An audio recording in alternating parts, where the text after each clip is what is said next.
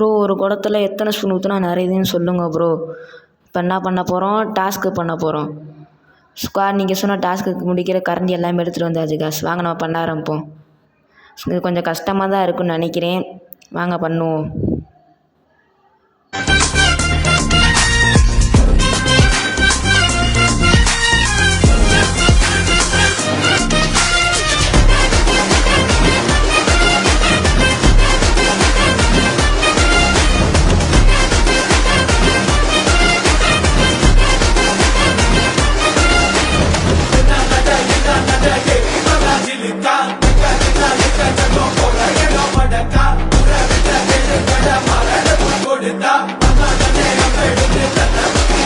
Squad நீங்கள் சொன்ன task ஒரு வேளை கம்ப்ளீட் பண்ண போகிறோம்.